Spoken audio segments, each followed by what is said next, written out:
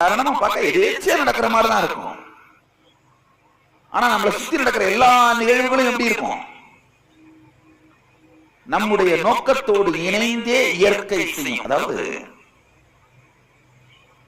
நாம உள்ளுக்குள்ள கம்ப்ளீட்டா இருந்து என்ன செய்யணும் நினைச்சோம்னாலும் பிரபஞ்சமே நம்மோடு அதை சேர்ந்து செய்து முடிப்பதற்காக இயங்குகிறது. பிரபஞ்சமே அதை கொண்டாடுகிறது. நம்முடைய வெற்றி பிரபஞ்சத்தின் வெற்றி.